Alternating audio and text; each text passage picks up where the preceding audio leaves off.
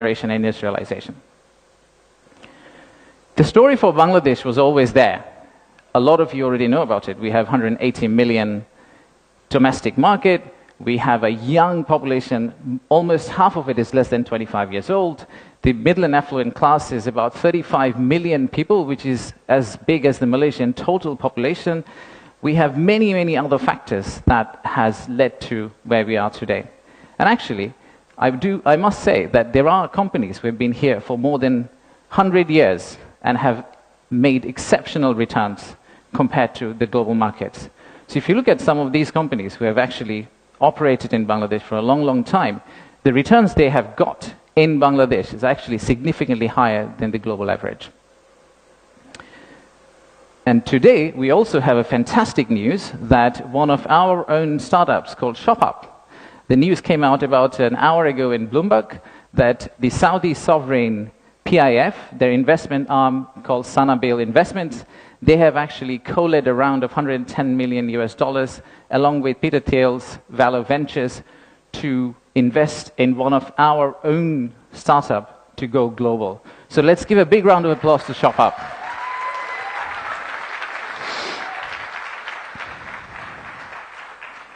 So that's today. That's today. So what's tomorrow? How do we go from here to the vision we have for 2035? So this $180 million story, or 180 million people story, is not enough. I think we need to redefine market. We believe the market is actually much larger. When we talk about market, we should be talking about a much larger regional market which you could potentially serve out of Bangladesh. You set up your factory here, you export out to all these markets. At the same time, I would expect these markets to set up their factories and push it back to Bangladesh. Use the ports of Bangladesh and potentially export out to the rest of the world. So the narrative that we've had of why invest in Bangladesh is not really a domestic market 180 million story. It is a regional story and it's a global story. To further strengthen ourselves, we have decided to enhance our port capacity. In Chittagong area, what you see now, we are actually tripling that within the next few years, which is essentially allow this region to consider Bangladesh as one of the biggest logistical hubs. However, that's not all. We need to do a lot more. So at the beginning of interim government's period, we actually decided to talk to more than 200 CEOs and entrepreneurs who actually are doing business in Bangladesh today. And we wanted to understand how can we convert our critics into our ambassadors. They are the only ones who could potentially bring business for us. They are the only ones who, if they travel abroad and say Bangladesh is a great place for business, that's when we are likely to get more investment. So we divided all their complaints into two groups, or the solutions that came out of their complaints. The list of challenges are very long. It's from the earth to the moon and back. But we whittled it down to a few action items, some of which are short-term wins, so some of that you see here, some of which are actually long-term policy reforms that we would like to also undertake and set the direction of travel for the country in the right course so that the incoming government, the next government, the political parties who come and start driving this economy, they can follow the same script for us. I'll give you a few examples. Let's start with, we talked about a true one-stop service. There are two elements of one-stop service. The first one is the human element, and then there is the digital element. In the human element piece, what we have decided to do is we are going to co-locate the primary agencies, the high touchpoint agencies for our investors in one location. So that instead of the investors walking around different ministries, and we have a lot of them in Bangladesh, they all come to one office and they end up meeting everyone. We've also decided, like banks, and I am from banking, I guess that helped, that we are going to set up a relationship management team under BIDA. What it would essentially do is, just like a corporate banking, relationship banking manager, he would hold hand of the investor and walk them around the landing process. Let's take another example.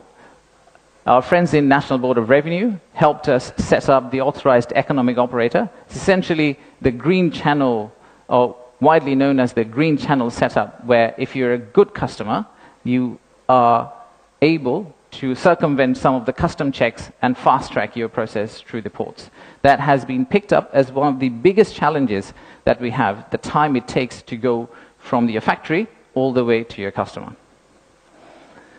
And finally, let me show you one more example of policy change. So as you all know, there are many government agencies. We also know there's private sector. The dialogue between private sector and government agencies has not necessarily always been the most collegial. So how do we break that apart? The first thing we need to do is to club the government agency into one. We need to show one face. We need to be one outfit for our customers, our investors. And then create a bridge between our private sector and the government of Bangladesh. So what we are planning to do is to set up a private sector advisory council that will actually counsel the head of state directly on a regular basis, essentially voicing the changes that they would want to drive the economy forward.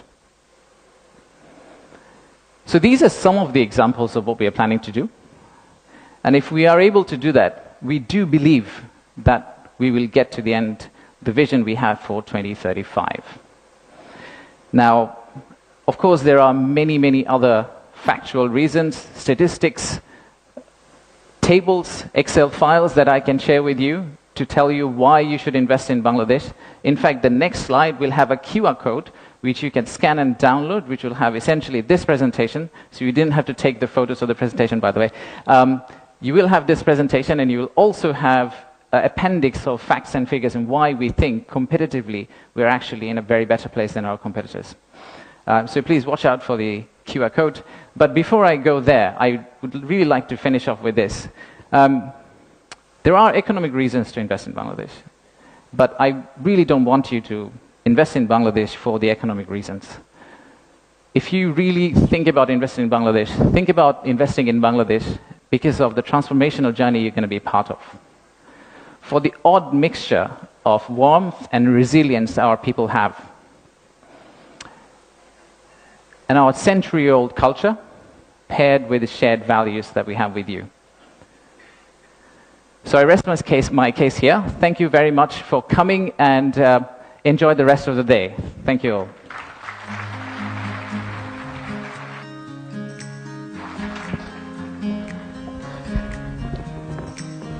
Thank you, Ashik. I just want to check